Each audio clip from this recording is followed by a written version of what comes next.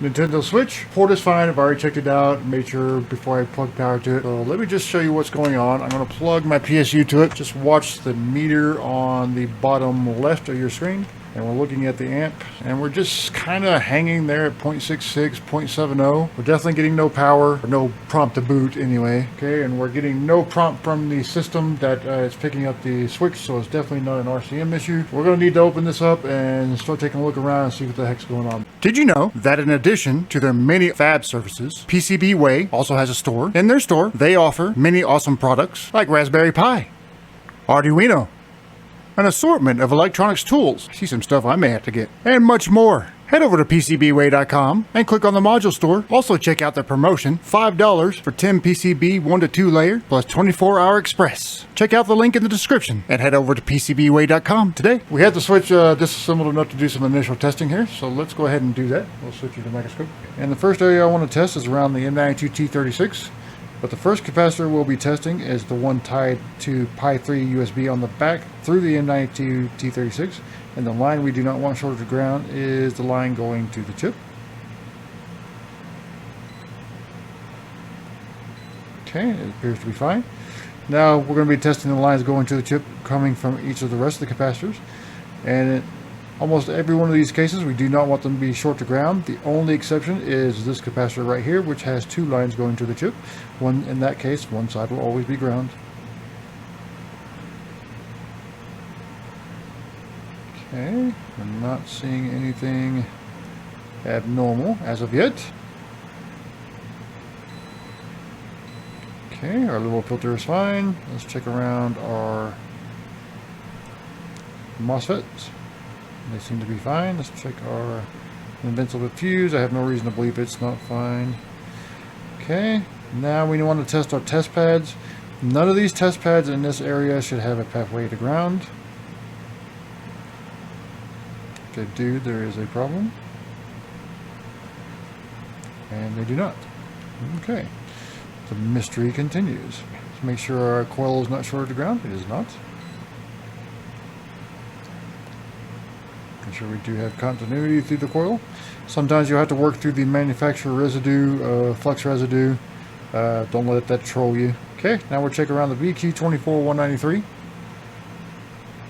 It has several capacitors with 2 lines going to the chip, so remember, one side will always be ground in that case. I just generally know which size to check.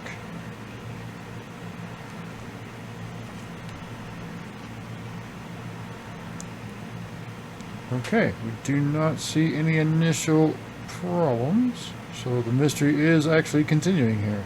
I don't see signs of liquid, so why are we hanging? I don't see signs of the shield having been lifted for modification.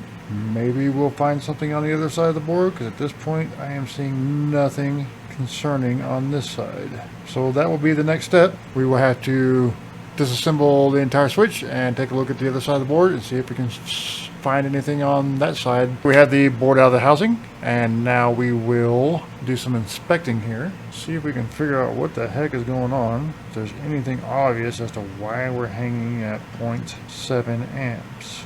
Physically, I am not seeing a thing that explains this. So let me put some power to it out of the housing and see if we're getting the same behavior. Okay, so we should go up and then we should come back down. But we're hanging at 0.17. I have not seen this current draw. Grab the battery squid, activate using the OEM charger.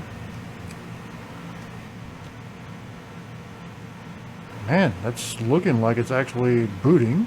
How strange. Let's try plugging power to it again. Okay, now it seems to be behaving normally again. Yeah, that's what we would expect to see with a normally booting switch. So we just plugged our battery squid to it, and it seems to have jarred something. I'm charging their battery externally with my makeshift unit to let it charge for a little bit, and then we'll put the board back in the housing and see what's up, see if it boots up. Okay, we have everything back in the housing. Let's just see what happens here. Oh, there's our battery symbol. And there we are, back to life. Okay, so it appears like this one was glitching really hard. It's docking, so it appears to be fine. So I'll reassemble entirely, and we'll double check and make sure it's charging its Joy-Cons and everything else. I think I figured out the cause of our glitching state. I checked the Joy-Cons and we have a badly smashed Joy-Con connector with a couple short lines. So I'm going to reopen this up and unplug that Joy-Con, and then we should just be fine. And if you enjoyed this video or want to keep learning how to do these type of repairs and diagnoses yourself, check out that video right there. And I'll see you there.